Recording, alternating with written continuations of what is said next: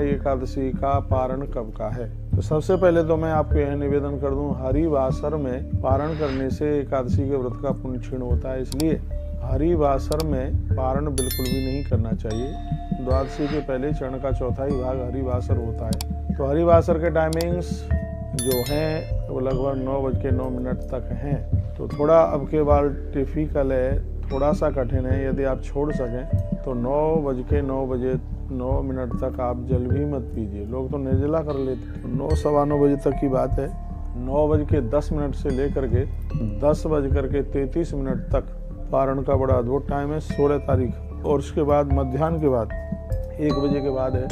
ये टाइम बहुत बढ़िया है, मैं भी इसी समय में पारण करूँगा।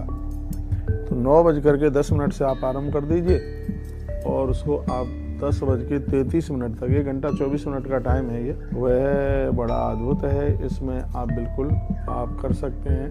तो 10:33-34 तक जाएगा ये टाइम। तो इस टाइम में आप कीजिएगा। कुछ मैं इसकी महिमा आपको वर्णित कर दूं, ग्रंथ मेरे सामने रखा हुआ है। वर्णन है कि एकादश्याम प्रभु कुर्वीतः उपवासम निरास्तुये तयंत वैष्णवम स्थानम मित्रास्ते गरुड़ध्वजा। यदि किसी ने नियम पूर्वक 11 का व्रत और पारण के साथ में कर लिया है तो भगवान नारायण के गरुड़ पर बैठ करके वह लोग भगवान के दिव्य लोक के लिए प्रस्थान करते हैं। धरती पर व्रत तो बहुत हैं, लेकिन 11 के बराबर कोई भी व्रत नहीं है। एकामुपोषेतेषां वै सहस्रे एकादशी। यदि आपने 11 के दिन नियम से इस व्रत को कर लिया है, पारण में भी कोई त्रुटि नहीं की है, तो कहा जाता है कि एक एकादशी हजारों 11 के बराबर हो जाती है। इतनी बड़ी महिमा, इतना बड़ा इसका महात्म्य। एकादश्याश महात्म्यम सर्वकालेषु पठेत। जो एकादशी का महात्म्य सुनते हैं, उनकी कथा सुनते हैं, गौ सहस्रफलम सो भी पुण्यम प्राप्त मानव। उन्हें हजारों गौ माता के गोदान करने के बराबर फल प्राप्त हो। आप पारण करते हैं तो इस दिन आप तुलसी मैया को दीपदान करें।